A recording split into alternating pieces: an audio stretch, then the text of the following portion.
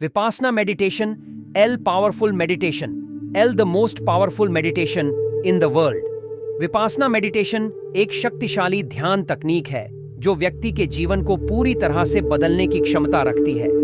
इसका इतिहास लगभग 2500 साल पुराना है, जब गौतम बुद्ध ने इसे विकसित किया। सिद्धार्थ गौतम, जो एक राजा के बेटे थे, ने एक मृत व्यक्ति को देखकर अपने जीवन का मार्ग बदलने का निर्णय लिया और सत्य की खोज में निकल पड़े।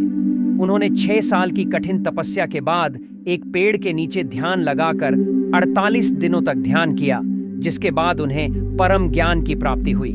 यह ध्यान तकनीक, जिसे विपासना कहा जाता है, न केवल बुद्ध ने अपने शिष्यों को सिखाई, बल्कि इसे पूरे भारत में फैलाने का प्रयास भी किया ताकि अधिक से अधिक लोग इसके लाभ उठा सकें।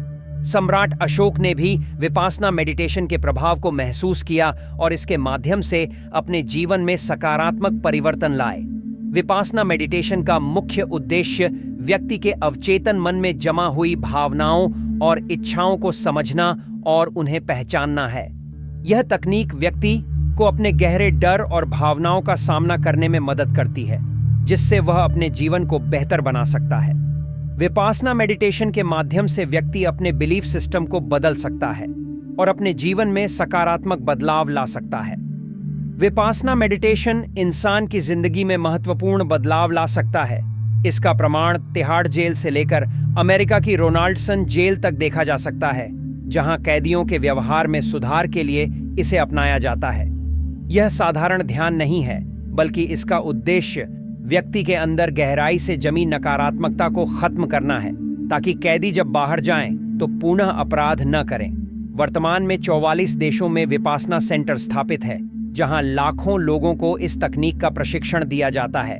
विपासना शब्द वे और उपासना से मिलकर बना है, जिसका अर्थ है विशेष तरीके से देखना। बौद्ध धर्म ग्रंथों में इसे 4 भागों में बांटा गया है: काया उपासना, वेदानु उपासना, चित्त उपासना और धम्म उपासना। काया उपासना में ध्यान का केंद्र सांसों पर होता है। विपासना में सांसों को बदलने की आवश्यकता नहीं होती, बल्कि हमें अपनी सांसों की सच्चाई को देखना होता है।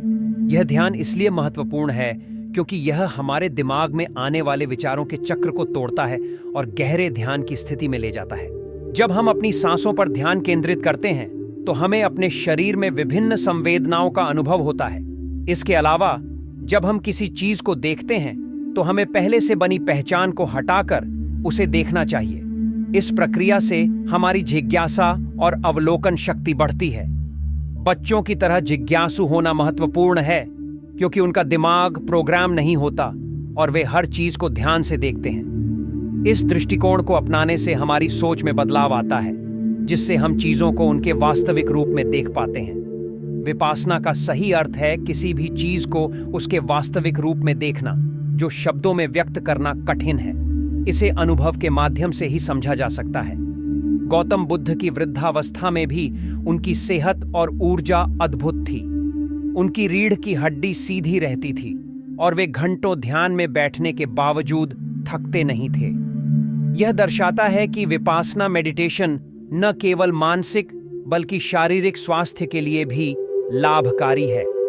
गौतम बुद्ध ने अपने शिष्य को बताया कि भिक्षुक का जीवन भिक्षा पर निर्भर होता है, फिर भी वह स्वस्थ और ऊर्जावान रहता है। इसके पीछे का रहस्य यह है कि ऊर्जा किसी विशेष भोजन से नहीं, बल्कि भोजन के सही उपयोग से मिलती है। उन्होंने कहा कि रूखा सूखा भोजन करने वाले लोग भी अक्सर शारीरिक रूप से मजबूत होते हैं, जबकि विशेष प्रकार के भोजन का सेवन करने वाले लोग बीमारियों से ग्रस्त हो सकते हैं। तथागत ने यह भी स्पष्ट किया कि भोजन करते समय हमारा मन पूरी तरह से उपस्थित होना चाहिए। जब हम ध्यान से और प्रेम पूर्वक भोजन करते हैं, तब वह हमारे शरीर और मन दोनों के लिए लाभकारी होता है। उन्होंने कुछ नियम बताए, जैसे कि सूर्यास्त के बाद भोजन नहीं करना चाहिए, क्योंकि रात में शरीर को आराम की आवश्यकता होती है। यदि हम रात में भारी भोजन करते हैं, तो हमारा शरीर उसे पचाने में लगा रहता है और अपनी बीमारियों को ठीक नहीं कर पाता। बुद्ध ने यह भी बताया कि अच्छा भोजन वह है जो हमारे मन को प्रसन्न रखे। खाने के समय का माहौल, जैसे कि साफ सफाई और सकारात्मक भावनाएं, भोजन के गुण को प्रभावित करती हैं। खाना पकाने वाले व्यक्ति का मन भी प्रेम से भरा होना चाहिए, क्योंकि भोजन में उसके भावनाओं का असर होता है।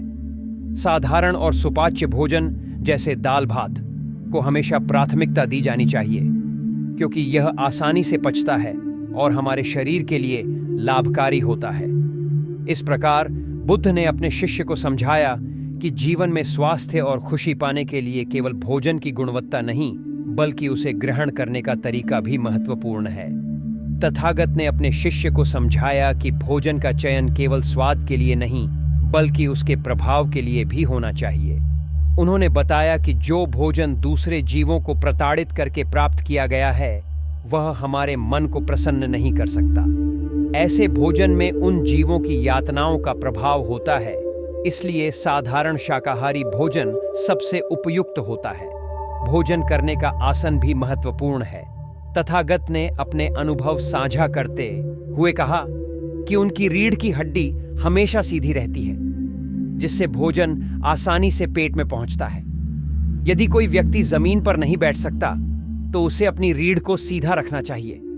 उन्होंने एक सम्राट की कहानी सुनाई जो अपने पेट की समस्या से परेशान था। सम्राट को सलाह दी गई कि उसे हल्का और कम मसालेदार भोजन करना चाहिए, क्योंकि शारीरिक मेहनत न करने पर भारी भोजन से शरीर में ऊर्जा का संतुलन बिगड़ जाता है। तथागत ने यह भी बताया कि यदि कोई व्यक्ति मेहनत नहीं करना चाहता, तो उसे ऐसे भोजन से बचना चाहिए जो शरीर को अधिक ऊर्जा प्रदान करता है।